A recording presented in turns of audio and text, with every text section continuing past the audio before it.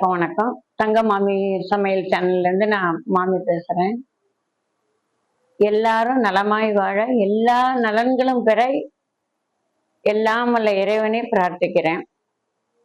இன்னைக்கு நம்ம இந்த வெண்ணெய நெய்யாக்குறது எப்படின்னு இப்ப புதுசா கல்யாணம் ஆனவெல்லாம் போன் பண்ணி கேட்கிறேன். அவளுக்கு இன்னும் அது எப்படின்னு தெரியல. கடையில வாங்குற நெய்யை விட வெண்ணெய் காய்ச்சினா நல்லா இருக்கும் அப்படின்னு ஆசைப்படுறா. இன்னைக்கு இந்த வெண்ணெய் நம்ம நெய்யை காய்ச்சி இன்னைக்கு அவளுக்கு காமிக்கலான்ட்டு இன்னைக்கு ஏற்பாடு பண்ணி வச்சிருக்கேன். வாங்க நம்ம தேவையான பொருள் பார்க்கலாம். இப்ப இதுக்கு தேவையான பொருள்னு பார்த்தா எதுவும் இல்லை, வெரி சிம்பிள். இது வெண்ணெய். இது அந்த காலத்துல எல்லார் வீட்லயும் மாடு இருந்தது. தயிர் உர ஊத்தி அந்த தயிரை அன்னன்னைக்கு கடைஞ்சிருவோம். கடைஞ்சு மீதி மூரை சாப்பாட்டுக்கு வச்சுட்டு வெண்ணெயை எடுத்து 2 நாள் 3 நாள் அதுக்கு மேல அதை வைக்க மாட்டோம். அந்த வெண்ணெயை காய்ச்சிடுவோம். மோர் அப்ப நிறைய செலவாச்சு. வீட்டுல மாடு இருந்தது, அதனால எல்லாரும் பண்ணினோம். இன்னைக்கு காலகட்டத்துல நம்ம ஏடெல்லாம் எடுத்து எடுத்து ஒரு பக்கத்துல வச்சா கூட அது காய்ச்ச நேரம் இல்லை அப்படிங்கும் போது அந்த ஏடெல்லாம் ஒரு மாதிரி வாடை வந்துடும், ஒரு ஊழ வாடை வந்துடும். அதுல நம்ம நெய் காய்ச்சினா அந்த நெய்யை நம்ம எதுக்குமே போட்டா நல்லா இல்லாம போயிடுறது. அதனால எப்படின்னா வெண்ணெயே இப்ப நல்ல வெண்ணெய்கள் டிபார்ட்மெண்டல் ஸ்டோர், சூப்பர் மார்க்கெட் எல்லா இடத்துலயும் கிடைக்கிறது, நிறைய பிராண்டுகள்ல கிடைக்கிறது. உங்களுக்கு எந்த வெண்ணெய் காய்ச்சினா எது பிடிக்குமோ அதை பார்த்து நம்ம வாங்கிக்கலாம். இன்னைக்கு நான் 1/2 கிலோ கடையில வாங்கின வெண்ணெய் தான் இது. நிறைய வெண்ணெய் கடை, நெய் கடை இருக்கு, அங்கேயும் நல்ல வெண்ணெய் இருக்கு. அந்த காலத்துல இருந்து வெண்ணெய்க்கு பேர் போன ஒரு ஊத்துக்குழி வெண்ணெய்ன்னு விசேஷமா சொல்லி எல்லாரும் வாங்குவா. அது நான் கடைக்கு கொண்டு கொடுப்பா. அது மாதிரி இப்ப கிடைச்சாலும் ஊத்துக்குழி வெண்ணெய் வாங்கிக்கலாம். கரூர் வெண்ணெய்ங்கிறது பெருசு. அப்புறம் ராசிபுரத்துல வெண்ணெய் நெய்ங்கிறது கொஞ்சம் ஒரு பெரிய இதுவா இருந்தது அப்ப. அது மாதிரி இப்பவும் உங்களுக்கு கரூர் வெண்ணெய், ஊர் எந்தெந்த ஊர்ல நல்ல வெண்ணெய் எல்லாமே ஒரு இடத்துல இப்ப கிடைக்காது இல்லை. எல்லா பொருளும் கிடைக்கிறது. டிபார்ட்மெண்ட் ஸ்டோர்ல இருக்கு, சூப்பர் மார்க்கெட்ல இருக்கு, வெண்ணெய் கடையில இருக்கு. உங்களுக்கு நமக்கு எது தேவையோ அந்த வெண்ணெயை நம்ம பிடிக்கிறத நம்ம வாங்கிக்கலாம். அது மாதிரி நான் இப்ப 1/2 கிலோ வெண்ணெய் எடுத்து வச்சிருக்கேன். இன்னைக்கு இந்த வெண்ணெயை நான் காய்ச்சி காமிக்கிறேன். இது முருங்கைக்கீரை.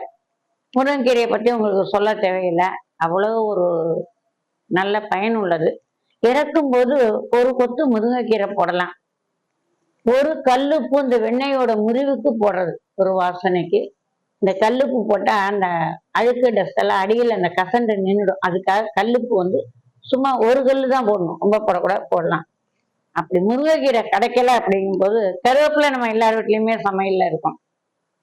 அந்த கருவேப்பிலையும் நம்ம ஒரு 4 தழை அந்த வெண்ணெயில போட்டு இறக்கிக்கலாம். அதுவும் வாசனையா இருக்கும்.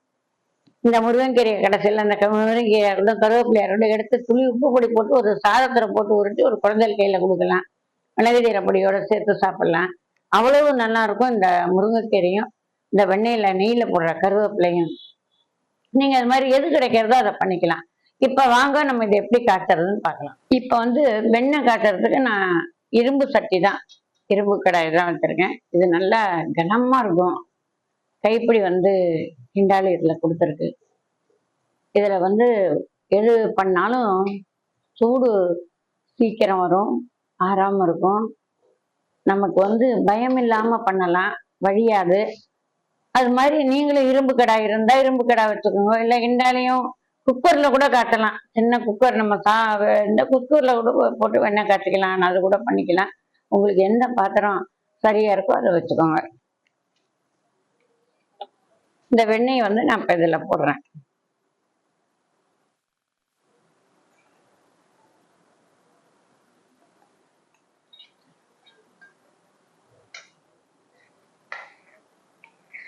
இந்த வெண்ணெய் இப்ப உருக ஆரம்பிச்சிருக்கு. 10 நிமிஷத்துல இது காஞ்சிரும், ரொம்ப நேரம் ஆகாது.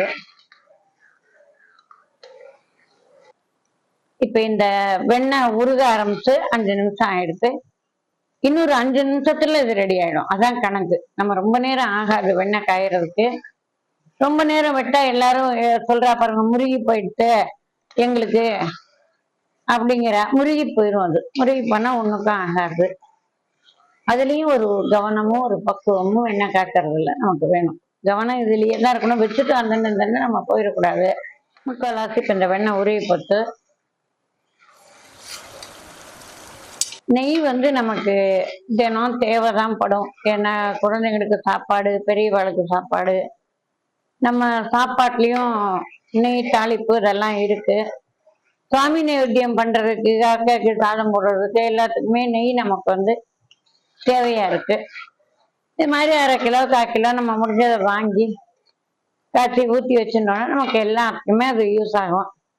இப்போ இந்த வெண்ணெய் நல்லா கொஞ்சம் 3/4 வாசி காஞ்சு போச்சு. இன்னொரு 2 நிமிஷம் இருந்தால் இந்த ஓசை எல்லாம் அடங்கிடும். இந்த மாதிரி பபுள் வர ஆரம்பிச்சிடும். ஆரம்பிச்சாச்சுன்னா நெய் காஞ்சு போச்சுன்னு நம்ம முடிவு பண்ணிக்கலாம். இப்போ இந்த ஓசை பூரா அடங்கி போச்சு. நெய் பாருங்க, நல்ல நெய் கலர் வர ஆரம்பிச்சிருச்சு. சத்தம் அடங்கி இந்த மாதிரி பபுள்ஸ் எல்லாம் வந்து எல்லாம் இதாயிடுச்சு. இப்போ வந்து நெய் வாசனை வந்துடுச்சு. இப்போ வந்து ஒரே ஒரு கொத்து முருங்கைக்கீரையை இதில் போடுறோம். சடன்னு வெடிச்சு வரும். உப்பெல்லாம் அள்ளி போட்டக்கூடாது. சும்மா ஒரு 2 கல் உப்பு, இந்த பாருங்க 2 கல் உப்பு போடுறேன் அந்த வாசனைக்கு. அவ்வளவுதான். நெய் மனம் ஊரே தூக்குறது. இந்த முருங்கைக்கீரையும் நல்லா அறுத்து போச்சு. நெய் கலர் பாருங்க எப்படி நெய் கலர் இருக்குன்னு. இப்ப இது வந்து 1/2 கிலோவுக்கு எவ்வளவு நெய் வருதுன்னு இப்ப நம்ம பார்க்கலாம். இப்ப இந்த நெய்யை வடிகட்டிட்டு நம்ம பாத்திரத்தை மாத்திட்டு 1/2 கிலோவுக்கு நம்ம எவ்வளவு நெய் இருக்குன்னு பார்க்கலாம். இப்ப இந்த நெய்யை நான் வடிகட்டிட்டேன். இந்த முருங்கைக்கீரை இதுல இருக்கு. இந்த முருங்கைக்கீரை அவ்வளவு வாசனையா இருக்கு. உடம்புக்கு அவ்வளவு ஹெல்த். எல்லாருமே பசங்க எல்லாம் அந்த காலத்துல வீட்டுல எனக்கு உனக்குன்னு சண்டை போடுவா. நிறைய முருங்கைக்கீரை போட்டு கொடுப்பா. இது அப்படியேயும் சாப்பிடலாம். இல்ல சாதத்துல போட்டு துளி உப்பு போட்டு ஒரு உருண்டை பிசைஞ்சு கூட குழந்தைகளுக்கு கொடுக்கலாம். இது வந்து அவ்வளவு டேஸ்டா அவ்வளவு நல்லா இருக்கும். இப்ப அப்ப என்ன பண்ணுவாங்கன்னா, இந்த அடியது கசண்டு இருக்கு பாருங்க. இந்த கசண்டுல கோதுமை போட்டு வறுத்து ஒரு பவுல்ல போட்டு கொடுத்துருவா. இதையும் வந்து வீணாக்குறது பழக்கம் இல்லை. இந்த பாருங்க, நான் 2 ஸ்பூன் கோதுமை மாவு வச்சிருக்கேன். இதுல போட்டு வறுக்கிறேன். கோதுமை மாவை இந்த நெய் கசண்டிலேயே போட்டு வறுக்கிறேன். ரொம்ப ருசியா இருக்கும் இது. இதையும் வீணாக்க வேண்டாம், அதையும் வீணாக்க வேண்டாம். வெறும் கசண்டு கூட அந்த காலத்துல நாங்கெல்லாம் ரசம் சாதம் இதுக்கெல்லாம் தொட்டுன்னு சாப்பிடுவோம். இப்போ இது மாதிரி பண்ணி குழந்தைகளுக்கு கொடுத்துடலாம். ஏன்னா கோதுமையும் நமக்கு உடம்புக்கு நல்லது. இந்த இதுவும் வாசனையா இருக்கும். இப்ப இந்த கோதுமை நல்லா வந்து நெய் வாசனையோட சரியா போச்சு. சும்மா துளி வந்து ஒரு 2 ஸ்பூன் வெள்ளைப்பொடி இதுல நான் போடுறேன். அடுப்பை அணைச்சிட்டேன். இது உருண்டையா பிடிக்க வந்தா உருண்டையாவும் பிடிச்ச நீங்க குழந்தைங்களுக்கு கொடுக்கலாம். இல்ல ஒரு கப்புல பவுல்ல போட்டு ஒரு ஸ்பூனை போட்டு கொடுத்தா குழந்தைங்க சாப்பிட்றோம். ரொம்ப சுவையா. இது வறுத்து இதெல்லாம் சரியாயிடுச்சு. நான் அடுப்பை அணைச்சிடுறேன். இந்த நெய்யை நம்ம பார்க்கலாம். இப்ப இந்த நெய் வடிகட்டியாச்சு. இப்ப வந்து 1/2 கிலோ வந்து வெண்ணெய் காய்ச்சினோம். நம்ம 300 கிராம் நெய் கிடைச்சு. நீங்களும் 1/2 கிலோ காய்ச்சினா 300 கிராம் கிடைக்கும். 1 கிலோ வெண்ணெய் காய்ச்சினா 600 கிராம் கிடைக்கும். நான் எடை போட்டு தான் பண்ணியிருக்கேன். நீங்க வந்து இது மாதிரி ஜாடி, நெய் ஜாடி, சம்மடம் பாத்திரம், இது பீங்கான் பாத்திரம், செட்டிநாடு பாத்திரம், இது காரக்குடி, இது மாதிரி ஏதாவது உங்களுக்கு பாத்திரங்கள் இருந்தால் எடுத்ததை பத்திரப்படுத்தி மூடி வச்சுக்கிறது. வரச்சே பண்டிகையெல்லாம் வரப்போறது, நீங்க ஒரு நாள் முன்னாடியே நெய்யெல்லாம் காய்ச்சி பத்திரப்படுத்தி வச்சுக்கலாம். இப்போ எல்லா பண்டிகைக்கும் நமக்கு நெய் தேவைப்படும். இந்த மாதிரி பண்ணி நீங்க மூடி வச்சுட்டாக்க நமக்கு பத்திரமா இருக்கும் நெய். இந்த மாதிரி தேவைப்படுறவா வெண்ணெய் வாங்கி காய்ச்சி நெய்யாக்கி இது மாதிரி வச்சுக்கோங்க. நீங்க இது மாதிரி வெண்ணெய் காய்ச்சி பார்த்துட்டு தங்கமாமி சமையல்ல கமெண்ட் பாக்ஸ்ல கமெண்ட் பண்ணுங்க.